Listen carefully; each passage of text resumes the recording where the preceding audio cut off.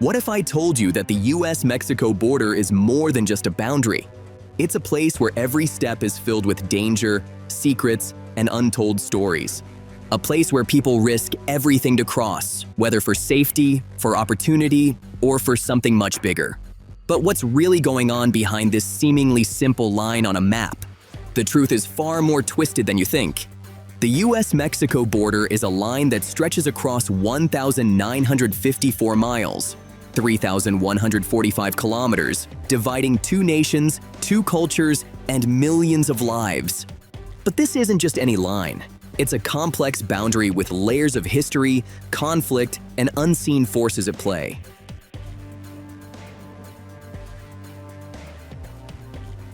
Hidden in plain sight, the Rio Grande-Rio Bravo meanders through U.S. and Mexican territory, drawing from tributaries across Chihuahua, Coahuila, New Mexico, and feeding fields, towns, and reservoirs. In many U.S. border counties, agriculture, municipal supply, and industrial uses all hinge on treaty deliveries from Mexico. When rainfall fails, when upstream use surges in Mexico, those deliveries shrink. During drought years, Mexico has delayed treaty obligations. Farmers protest, water levels drop, wells fail. What if Mexico began systematically limiting the flow, not out of malice, but necessity? The U.S. side would feel the pinch: reduced irrigation, dried canals, failing ecosystems, and pressure on municipal systems. Hydroelectric dams and pumping stations depend on consistent flow. One cut, one delay, one reduction could cascade. Therefore, America's water security in border states rests not on control, but on trust, treaties, and fragile agreements. And in an era of climate stress, that trust may begin to crumble.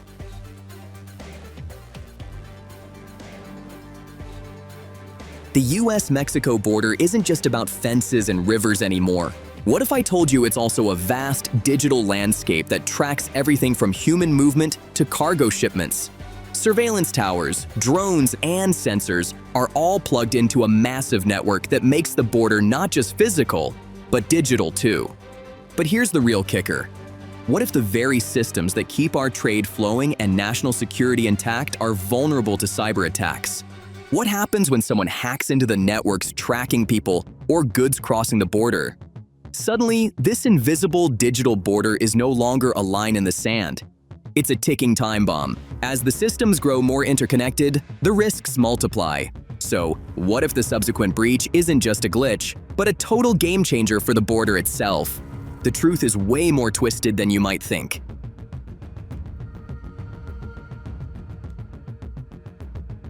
More than 8,000 lives lost crossing this border. Many never recovered bodies were abandoned in the washes, skeletons uncovered years later. Heat, exposure, dehydration, falls from canyon ledges, flash floods, and the terrain can turn lethal. As legal routes become tighter, migrants risk longer, more perilous paths, crossing at night, and error-prone routes. What happens when help is hours away? When they fall into ravines? When their footprints vanish in the sand? Therefore, the border becomes not just a barrier, but a graveyard. This is not collateral damage. It's a predictable consequence of redirecting flow into death zones. The geography does the killing, policy channels the victims. Cartels don't merely smuggle, they design and build infrastructure. Beneath walls, under roads, across desert flats, they carve tunnels with ventilation, lighting, and tracks. They chart canyon passes, hidden trails, wash beds. Each time the U.S. ramps up fortifications, the networks adapt. That's the funnel effect. You push migration and contraband into more remote, dangerous, unpredictable terrain. What if a fortified wall is built near a city? The traffic shifts 50, 100 miles away into zones with no surveillance, no aid, no rescue. Therefore, walls are not fixes, they're pressure points, redirecting the flow.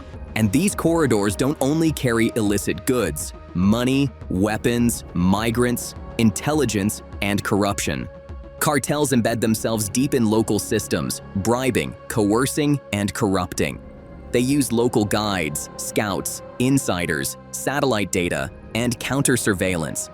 What you see is only a fraction of their infrastructure. The real network spans deserts, hillsides, and rivers. What if they move parts of their supply chain farther inland, deeper underground? The U.S. can't chase every vein. The U.S. invests billions in walls, surveillance towers, drones, and sensors. However, the border is approximately 1,950 miles long, traversing deserts, canyons, mountains, and brushlands. No fence can cover every canyon. No drone can surveil every hollow. Patrols can't span every remote ridge. In remote zones, surveillance gaps exist. Blind spots, dead zones. What if insurgent groups exploit those blind spots? What if they place caches, relay systems, and fallback corridors? Therefore, the militarized border is a veneer. The real control lies beyond the eyes. Advances in tech invite countermeasures: jamming, stealth routes, drone cloaking, and underground passage. Geography gives advantage to the invisible, the agile, the desperate. When walls rise, movement adapts. The terrain remains undefeated.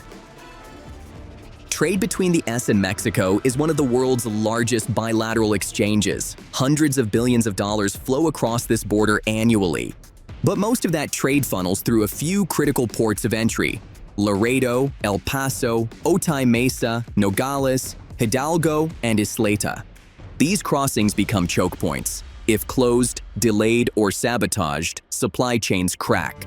Factories in the Midwest wait for parts to arrive. Retail inventory vanishes. Logistics collapse. What if cartels or militant groups interdict just a couple of these bridges? The economic shock would ripple nationwide. Therefore, the border is an economic artery that geography has funneled the lifeblood of commerce through narrow gates. These gates, if controlled or compromised, become weapons. What if a cyber attack turns off custom servers? Or a physical sabotage blocks lanes for days? The system would grind. The dependency is often hidden. Most Americans don't realize how vital these crossings are until they cease to function. What if climate migration surges?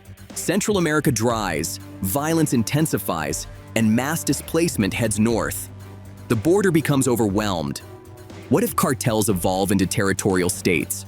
What if they collaborate with foreign actors? The border becomes contested ground.